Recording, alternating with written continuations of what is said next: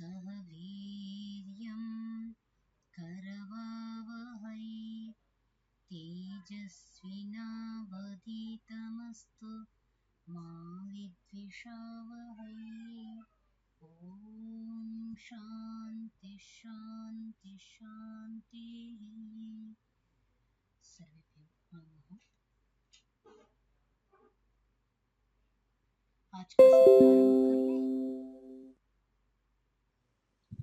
पीछे दश सर्ग में हमें क्रमशः सभी ने रिवीजन कर लिया होगा, ऐसा मेरा विश्वास है कि आपने एक बार रख करके थोड़ा सा देखा होगा। ये जो हमने प्रथम सर्ग से लेकर के कुछ ने सारांश भी भेजा है, तो यदि नहीं आपने रिवीजन किया तो उस सारांश को अवश्य सुनिए। सभी ने अत्यंत परिश्रम पूर्वक भेजा है और बहुत उसमें जो विषय को समेटा है बड़ी सारगर्भिता के साथ समेटा है, तो उसको सभी देख सकते हैं। प्रथम सर्ग में हमने नारद जी का और सनत कुमार का प्रसंग देखा था, सुना था, जो महर्षि वाल्मीकि के साथ संपन्न हो रहा है। दूसरे में नारद जो ब्रह्मा जी वहां से गुजरे उस विषय का व्याख्यान था, और क्रौंच पक्षी का विषय यहाँ पर आरंभ हो गया था। तीसरे में काव्य को पूर्ण जो काव्य है वाल्मीकि रामायण, उसका संक्षेप से कथन आया हुआ है, जिसको हमने यहाँ पर देखा था। चतुर्थ में भी लगभग वही विषय ही चल रहे हैं कि क्या क्या विषय इस ग्रंथ के अंतर्गत वर्णित हैं। ये विषय सूची की तरह है। हमने चतुर्थ सर्ग को देखा। पंचम सर्ग में अयोध्या का वर्णन था। आपने अयोध्या नगरी कैसी है इसका हमने यहाँ पर सब प्रसंग आप सभी ने अध्ययन किया था। पूर्ण इसमें हमने चिंतन इसमें किया था कि अयोध्या नगरी दिखती कैसी है, क्या क्या उसकी विशेषताएं हैं। और इसके पश्चात राजवर्णन, राजा का वर्णन हमने देखा था, राजा कैसा होना चाहिए। इसके साथ ही राजा के साथ ही राजा के अमात्यों की चर्चा, स्वामी के साथ स्वामी के अमात्य की चर्चा, ये भी हमने देखी थी कि 8 अमात्य की चर्चा यहाँ पर की गई है।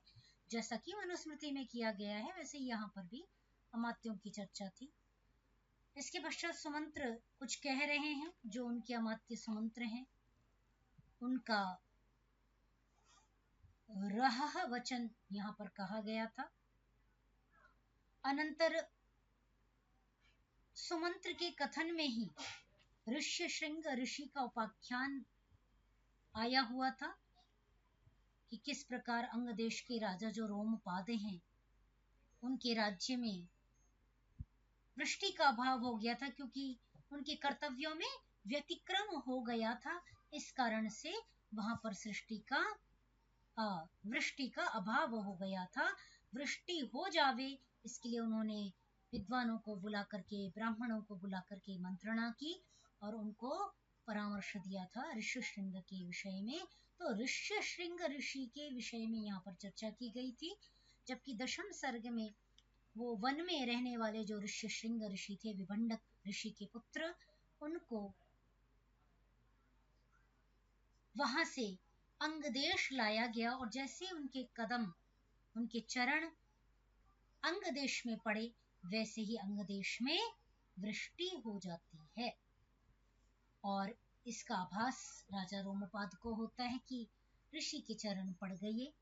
और फिर वो अपनी पुत्री को, जो उन्होंने वचन दिया था कि मैं अपनी पुत्री को ऋष्यशृंग को प्रदान कर दूंगा, तो राजा रोमपाद की पुत्री जो शांता है, उनके साथ उनका विवाह संपन्न होता है, 13वां संस्कार संपन्न होता है।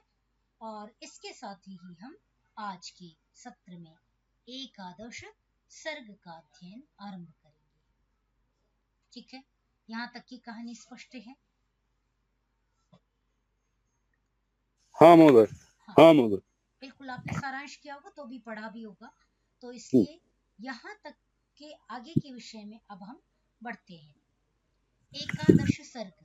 एकादश सर्ग में एक बार उच्चारण कर लीजिए प्रभु जी, श्लोकों का उच्चारण कर लीजिए। एकादश सर्ग का, हाँ, एक निमिष।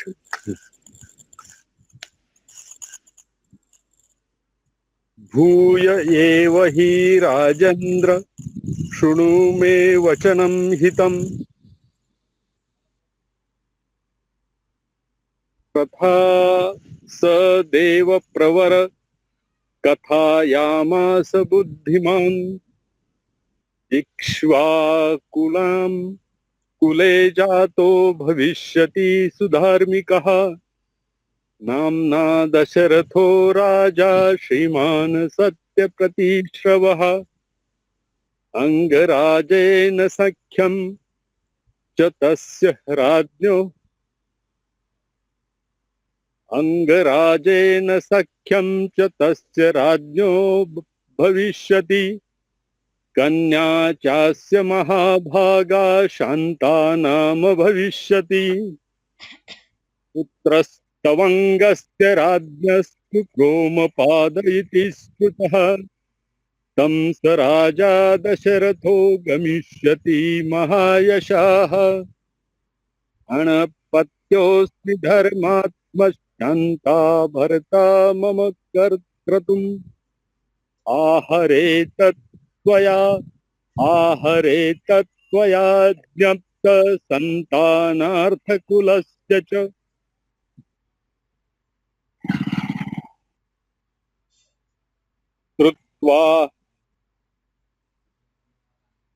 श्रुत्वा राज्ञो तत्वाक्यं मनसा सविचिन्त्य च प्रदास्यते पुत्रवन्तं शान्ता भर्तारम् आत्मवान् प्रतिगृह्य च तं विप्रं स राजा विगतज्वरः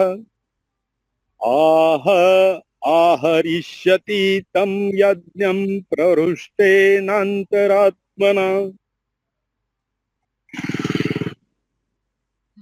जस्ट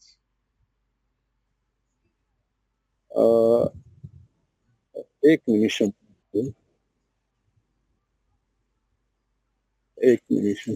तं च राजा दशरथो यशस्कामकृताञ्जलिः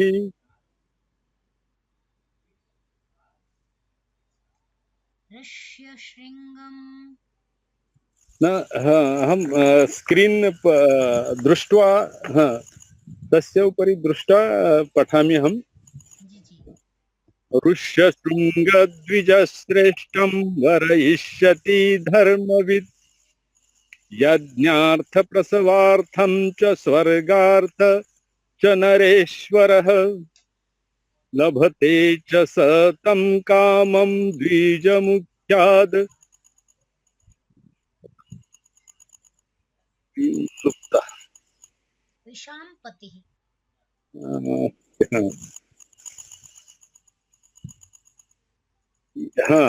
यज्ञार्थं प्रसवार्थं च स्वर्गार्थं च नरेश्वरः लभते च स तं कामं द्विजमुख्यात् विशस्यति पुत्राश्च भविष्यति पुत्राश्च भविष्यति चत्वारो मितविक्रमाः वंशप्रतिष्ठानकरा सर्वभूतेषु विस्तृताः एवं स देवप्रवरः पूर्वं कथितवान् कथं सनत्कुमारो भगवान् पुरा देवयुगे प्रभुः। अग्रे 15 तक कर लेते हैं, फिर उसके बाद क्रमशः आगे कर लेंगे। त्रयोदश सुमन्त्रश्च वचः श्रुत्वा हृष्टो दशरथो अभवत् अनुमान्य वसिष्ठं च अनुमान्य वसिष्ठं च सूतवाक्यं निशाम्य च शान्तपुरः सहामा शान्तः पुरः पुरः शान्तः पुरः सहामात्य प्रययौ यत्र स द्विजः प्रययौ यत्र सद्विजः प्रययौ यत्र स द्विजः वनानि सरितश्चैव व्यतिक्रम्य शनैः शनैः अभियक्राम नहीं तं दे अभिचक्राम तं देशम् अभिचक्रामं तं अभिचक्रामं देशम् नहीं लिट लकार है अभिचक्राम तं देशम् अभिचक्राम तं देशं यत्र वै मुनिपुङ्गवः एक और ले पञ्चदश अस्तु आसाध्यतं द्विजश्रेष्ठं रोमपादसमीपगम् ऋषिपुत्रं ददार्शाथो दीप्यमानम् इवानलम् दीप्यमानमिवानलम् दीप्यमानम् मानम इवानलम् नहीं दीप्यमान मानमिवानलम् दीप्यमानमिवानलम् दीप्यमानमिवानलम् सुंदरम सुंदरम। तो अभी तक हमने पीछे का देखा सारांश कि जो दश सर्ग में क्या क्या हुआ, ये हमने अभी सारांश में एक बार देख लिया। अब एकादश सर्ग में हमने दशम सर्ग में देखा था कि वो यानी ऋष्य शृंग जो ऋषि हैं, जो अत्यंत तपस्वी हैं, विभांडक के पुत्र हैं, उनके चरण पड़ते ही अंग देश में वृष्टि हुई थी। इसकी चर्चा सर्वत्र फैल गई कि इतने तपस्वी वे ऋषि हैं जिनके चरण कमल पड़ते साथ ही अंग देश में वृष्टि हो गई। जब यह कीर्ति सर्वत्र दिगंतर में फैलने लगी तो क्रमशः यह अयोध्या नगरी तक भी गई। तो अयोध्या नगरी में अब जो सुमंत्र हैं, जो अमात्य हैं, राजा के 8 अमात्य हमने चर्चा की है अभी कि ये हमने पहले पढ़ लिया है। तो एक बार वो सारांश जो समूह में पढ़े हुए हैं वो सब आप लोग एक बार जरूर सुनिएगा, बड़े लाभप्रद हैं। तो वो जो अमात्य है सुमंत्र, वो राजा को उनके हित के लिए, चूंकि राजा ने अपना विषय रखा था कि वे अश्वमेध यज्ञ करना चाह रहे हैं, किस लिए? पुत्र की इच्छा में। तो उनको अब यहाँ पर जो अमात्य सुमंत्र हैं वे कह रहे हैं, क्या कह रहे हैं? भूय एव हि राजेंद्र शृणु मे वचनम हितम यथा सदेव प्रवरः कथयामास बुद्धिमान। कह रहे हैं कि हे राजेंद्र, हे राजश्रेष्ठ, मेरे हितकारी वचनों को सुनिए। मैं हितम वचनम शृणु भूयः एव, जो अत्यंत ही आपके लिए हितकारी वचन है, उन वचनों को आप सुनिए। और कहा यथा सदेव प्रवरः, पीछे की बात याद दिलाते हुए कह रहे हैं कि जैसा कि उन ऋषि ने, यथा स बुद्धिमान देव प्रवरः, जो अत्यंत बुद्धिमान, मतिमान, मेधावी, जो देव श्रेष्ठ हैं, ऋषि सनत कुमार, उन्होंने पहले ही इस संदर्भ में भविष्यवाणी की थी।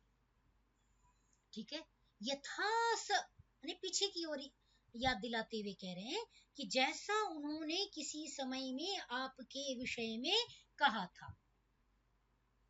ठीक है। इक्ष्वाकूणां कुले जातो भविष्यति सुधार्मिकः नाम्ना दशरथो राजा श्रीमान सत्य प्रतिश्रवः। क्या कहा कि इक्ष्वाकूणां कुले जातो, ये बात कभी ऋषि सनत कुमार ने आपके लिए कही थी कि इक्ष्वाकु के वंश में एक अत्यंत सुधार्मिक राजा होगा। राजा दशरथ का पूर्व हम वर्णन पढ़ आए हैं। अभी मैंने कहा था ना, राज वर्णन जिस अध्याय में हमने सर्ग में देखा, षष्ठ सर्ग में, तो षष्ठ सर्ग में राजा कैसे थे और राजा दशरथ के क्या क्या गुण थे, है ना। राजर्षिः महर्षिकल्पः बलवान हितमित्रः मित्रवान विजितेंद्रियः, बड़े सारे इनके विशेषण राजा दशरथ के हम पीछे षष्ठ सर्ग में पढ़ आए। सुसंयताः महातेजाः सत्यसंधः, है ना। तो बहुत सारे विशेषण इनको, माने राजा जो दशरथ हैं वे अत्यंत तेजस्वी पराक्रमी धार्मिक व्यक्ति हैं। उन पर कोई ये दोष नहीं लगा सकता कि वे, उनमें कहीं से धर्म का या उनकी योग्यता का कहीं अभाव था। ठीक है, वो अत्यंत धार्मिक हैं, ऐसा सनत कुमार कह रहे हैं कि ऐसा एक राजा होगा जो अत्यंत धार्मिक होगा और उसका नाम क्या होगा, नामना दशरथः राजा, नाम से वह राजा दशरथ कहा जाएगा। वो अत्यंत श्रीमान होगा, श्री वाला राजा, सत्य प्रतिश्रवः, और वो कैसा होगा, सत्य प्रतिज्ञा वाला होगा। प्रतिश्रव प्रतिज्ञा के लिए कहा गया है कि वो प्रतिज्ञा धारण करने वाला, जो प्रतिज्ञा धारण करेगा उसको पूर्ण करने का वह संकल्पित रहेगा, अर्थात सत्य संकल्पों को करने वाला और उनको पूरा करने वाला। ठीक है, तो वह है राजा, वह राजा कहलाएगा सत्य प्रतिश्रवः। तो ऐसा श्रीमान सत्य प्रतिश्रव राजा दशरथ नाम वाला इक्ष्वाकु के वंश में एक सुधार्मिक राजा उत्पन्न होगा। ठीक है, आगे देखें। अंगराजेन सख्यम च तस्य राज्यः भविष्यति। अंगराज जो राजा रोमपाद हैं उनके साथ उसकी मित्रता होगी। तस्य राज्यः, उस राजा की, माने राजा दशरथ की, अंग देश का जो राजा होगा उसके साथ सख्यम भविष्यति, मित्रता होगी। कन्या च अस्य महाभागा, और इसकी जो कन्या, जो महाभाग, जो महान भागों वाली जो कन्या शांता है, वो इस राजा रोमपाद की कन्या होगी। अर्थात क्रमशः सारी चीजें बता रहे हैं कि ऐसी सनत कुमार पहले भविष्यवाणी कर गए और उन्होंने आपके संदर्भ में ये बातें कही थी। तो वो क्रमशः बातें बता रहे हैं कि वो राजा जो होगा उसकी अंगराज के साथ मित्रता होगी, और उस अंगराज की, माने अस्य से क्या संबोधन किया, अंगराजस्य, तो इसकी माने अंगराज की एक महान भागों वाली अत्यंत भाग्यशाली एक कन्या होगी जिसका नाम शांता होगा। पुत्रस्तु अंगस्य राज्यः तो रोमपाद इति श्रुतः।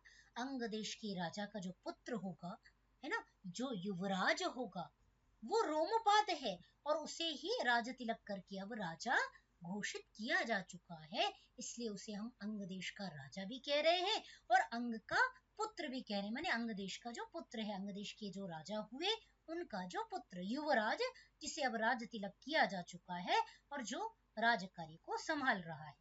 ठीक है, तो ऐसा रोमपाद इस नाम वाला राजा होगा। तम स राजा दशरथः गमिष्यति महायशः, उसके समीप राजा दशरथ, जो महायशस्वी राजा दशरथ हैं, वो उसके पास जाएंगे।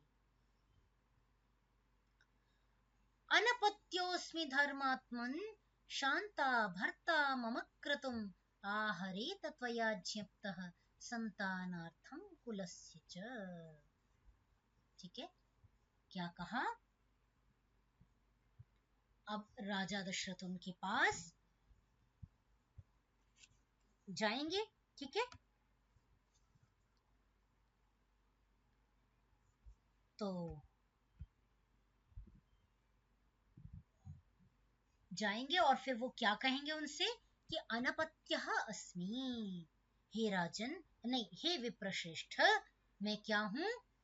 हे विप्रश्रेष्ठ, मैं अनपत्य हूं, संतान रहित हूं, धर्मात्मन शांता भर्ता मम क्रतुम, है ना। हे धर्मात्मन, आप शांता के जो भर्ता हैं, आप उनको अनुमति दीजिए। आहरे तत्वया ज्ञाप्तः, जो आपके राज्य में अंग देश में रहने वाले जो ऋषि ऋष्यशृंग और उनकी पत्नी आपकी पुत्री शांता है, उन दोनों को मेरे राज्य में जाने की अनुमति दीजिए। किस लिए? संतानार्थम कुलस्य च, कुल में संतान की उत्पत्ति हेतु आप उनको मेरे राज्य में भेजने के लिए कृपया आज्ञान्वित करिए, उन्हें भेजिए। तो इस प्रकार अब ये सारी बातें सुमंत्र कह रहे हैं। ठीक है, अभी यहाँ राजा दशरथ कुछ भी नहीं कह रहे हैं, केवल वो सुन रहे हैं जो सुमंत्र उनको बता रहे हैं। ठीक है, श्रुत्वा राज्ञः अथ तद्वाक्यं मनसा सविचिन्त्य च प्रदास्यते पुत्रवन्तं शान्ता भर्तारम् आत्मवान्।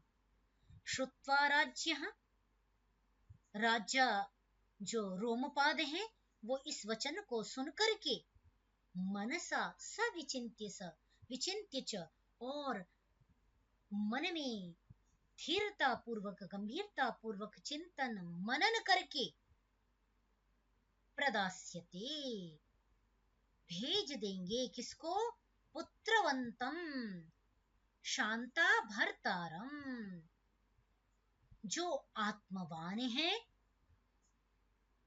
यहां पर भी, जबकि यहाँ आत्मवान विशेषण जो है व्याख्याकारों ने जो ऋषि श्रृंग हैं उनके लिए ही बनाया है, परंतु यहाँ आत्मवान में प्रथमा का एक वचन प्रयोग किया है, जबकि अन्यत्र सर्वत्र यहाँ पर द्विवचन का प्रयोग किया जा रहा है। ये थोड़ा सा देख लेंगे, क्योंकि मैं यहाँ पर आपको मैं बता दूं, जहाँ व्याख्याकार इसको आत्मवान शब्द का प्रयोग किया, हाँ, तो देखिए यहाँ पर कहा कि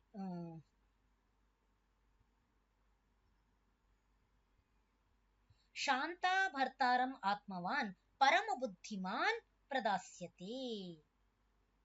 तो आत्मवान जो हैं वो शांता के भर्ता के लिए यहाँ पर प्रयोग किया गया। ठीक है, तो फिर भी क्यों एक वचन है, ये विचारणीय विषय है। बाकी शेष ठीक है कि आत्मवान जो अत्यंत मनस्वी हैं, आत्मवान माने जो अत्यंत मनस्वी हैं, अंतर्मुखी वृत्तियों को करके अहरनिश ईश तपस्या में रत हैं, ऐसे शांता के जो भर्ता हैं, पति हैं, उनको जो पुत्र वाले भी हैं, ऐसे पुत्रवान शांता के भर्ता को प्रदास्यते, राजा रोमपाद आज्ञा देंगे जाने के लिए कि आप महाराजा दशरथ द्वारा निश्चित जो प्रतिज्ञात जो यज्ञ है, संकल्प किया हुआ जो यज्ञ है, उसे पूरा कराइए। प्रतिगृह्य च तं विप्रं स राजा विगतज्वरः आहरिष्यति तं यज्ञं प्रहृष्टेन अंतरात्मना। प्रतिगृह्य च तं विप्रं, उस विप्र को लेकर के, ग्रहण करके, सादर स्वीकार करके, स राजा, सह दशरथः, वो राजा दशरथ विगत ज्वरः, वे ज्वर रहित अर्थात दुख रहित हो जाएंगे, और दुख रहित होकर के वो अपने यज्ञ के लिए तम यज्ञम, है ना, उस यज्ञ को संपन्न करने के लिए प्रहृष्टेन अंतरात्मना, अंतःकरण से परम प्रसन्न होकर के उनको यज्ञ हेतु सपत्नीक ले जाएंगे, अर्थात ऋषि ऋष्यशृंग और उनकी पत्नी शांता साथ साथ महाराजा दशरथ के यहाँ यज्ञ कराने के लिए पहुंचेंगे। तम च राजा दशरथः यशस्कामः कृतांजलिः ऋष्य श्रृंगम द्विजश्रेष्ठम वरयिष्यति धर्मवित्। तम च राजा दशरथः, तम उस ब्राह्मण श्रेष्ठ को राजा दशरथ जो कैसे हैं, यशस्कामः, यशः कामना वाले, यश को सिद्ध करने वाले, कृतांजलि बद्धांजलि अपनी अंजलि को बांध करके, ऋष्यशृंग को जो कैसे हैं, अच्छा यहाँ पर जो धर्मविद विशेषण है इसको भी राजा दशरथ का ही विशेषण बनाना है, ठीक है। कैसे, धर्मविद सकल धर्मस्य वेदिता राजा दशरथः, सकल धर्म का जानने वाला जो राजा दशरथ है वह द्विज में श्रेष्ठ जो ऋषि ऋष्यशृंग हैं उनको वरण करेगा, तम वरयिष्यति, ठीक है। अब यहाँ पर जो बड़ी सूक्ष्म बात आगे के श्लोक में आने जा रही है, जो ध्यातव्य है, जो हम भूल जाते हैं ना, यज्ञार्थम प्रसवार्थम च स्वर्गार्थम च नरेश्वरः लभते च सतम कामम द्विज मुख्यात् विषाम पतिः। यहाँ पर प्रयोजन बताए कि वो किस किस के लिए द्विज श्रेष्ठ का वर्ण कर रहा है, ठीक है। इससे पहले कक्षा में एक चर्चा आई थी कि ये जो अश्वमेध यज्ञ है वो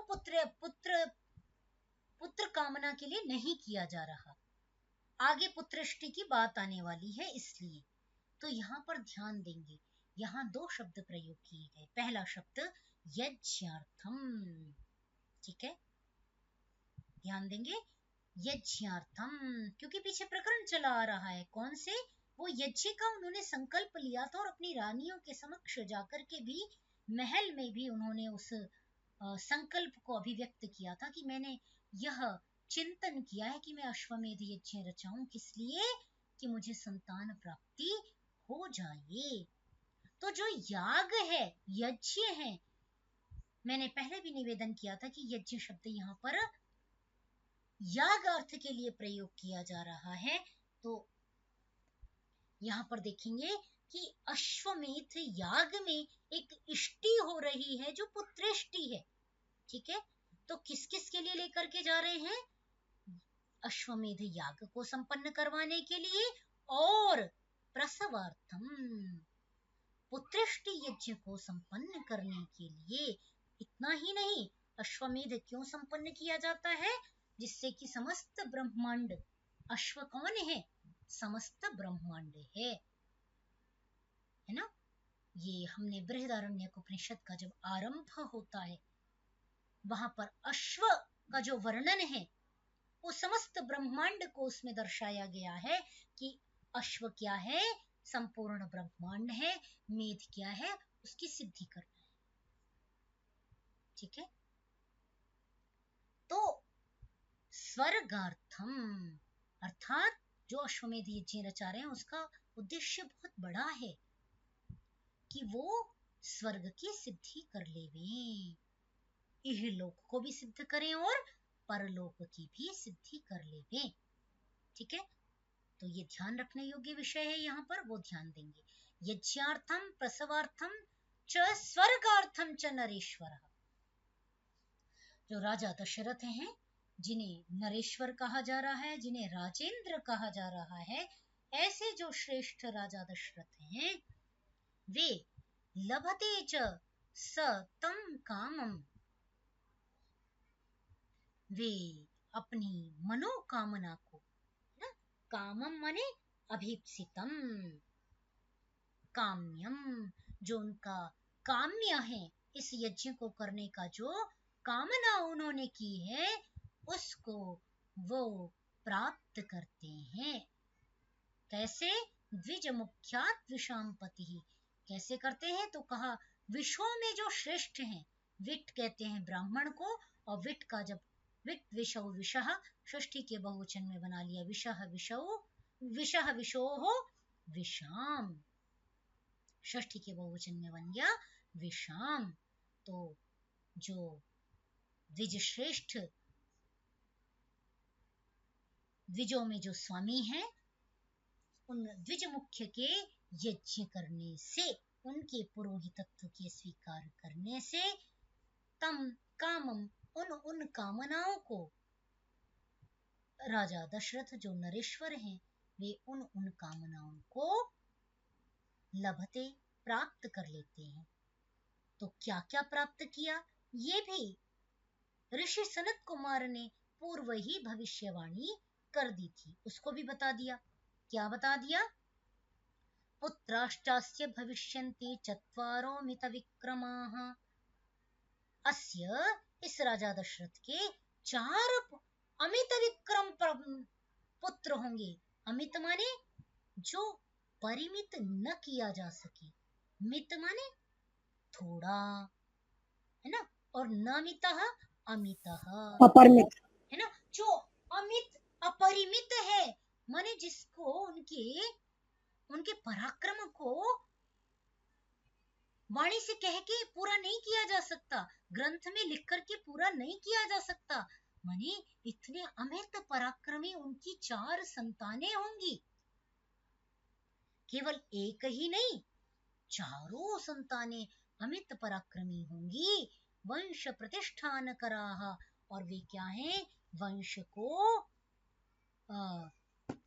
को प्रतिष्ठा प्राप्त कराने वाली होंगी ना, ऐसी उनकी श्रेष्ठ संतानें होंगी जो संपूर्ण वंश को स्थिर करने वाली होंगी।